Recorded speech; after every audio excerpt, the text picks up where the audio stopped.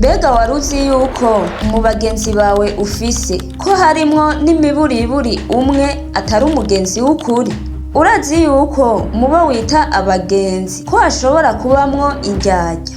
Mbega ni kubera iki umuntu ashobora kukwiyorobekako akakwereka ko uri inshuti yiwe vy'ukuri kandi asanzwe azi neza yuko mu mutima wiwe atagukunda na gatoya, agufitiye ishari, inzigo no kukwica yonakwica?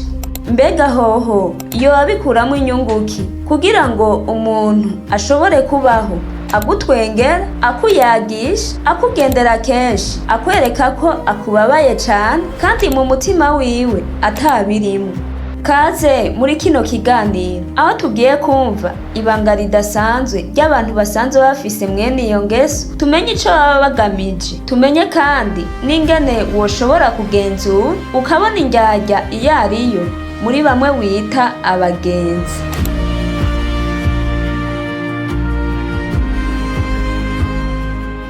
Hari igihe umuntu ashobora kuza mu buzima bwawe muhuje n'ikintu runaka ugasanga umwise umugenzi. Uko iminsi igenda irahera mukiri kumwe, kumwita umugenzi bikarushaho gukomera, ugatangura kumwizera, ugatangura no kumubitsa amabanga yawe. Wamusaba ubufasha bigakunda, wamwikorako akabanguka, noneho bigatinda bikageraho umwita umugenzi uwo ku mutima.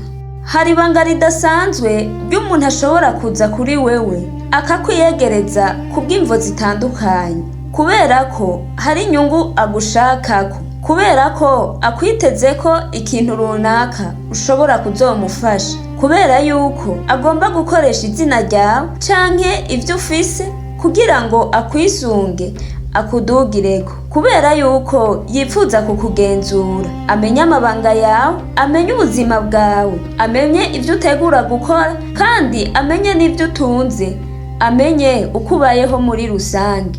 Akenshi uyu uzosanga anezererwa mu mpisho mu gihe cose uzoba uri mu mubabaro. Iyo uri mu bihe bitameze neza canke iyo wagize uruhombo kanaka, uyo uzosanga anyaruka mu kukuba hafi, ariko atari mu nzira y'urukundo, ariko kandi ari mu nzira yo kugira ngo amenye n'ayandi makuru akurikiraho, kugira ngo nawe arusheho kunezerererwa umubabaro wawe. Uyo rero ukwiye kumumenya kugira ngo umenye uko umwitwarako, umenye uko ushobora kugendana umutima w'ubwenge kuri we, umenye kandi naho wogarukiriza mu kumwita umugenzi. Kuko uyo iyo utamumenye impera n'imperuka bizorangira akubabaje, akumeneye amabanga, akunyaze, ndetse anaguhemukiye bimwe bikomeye. None ni gute uzoshobora kumenya uyo muntu ko ubwiwe asanzwe yiyoberanye, akwiyorobekako, kandi nawe mu maso yawe ubona yuko ari umwere? Ngibi ibimenyetso bizokugaragariza yuko umuntu yaje mu buzima bwawe ko ari umugenzi w'ukuri canke ko atari we.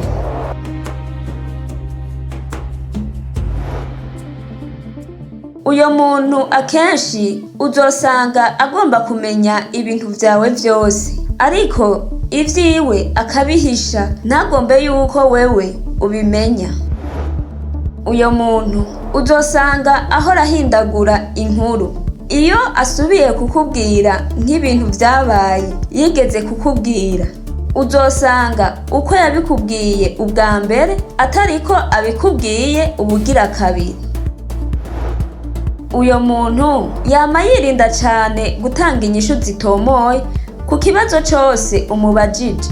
Akenshi iyo muriko murayaga ukamubaza ikibazo, acagerageza guhindura ikiganiro aho kwishura inyishu y'ikibazo uba wamubajije. Uyo muntu uzosanga avuga ukuri kudakwiye.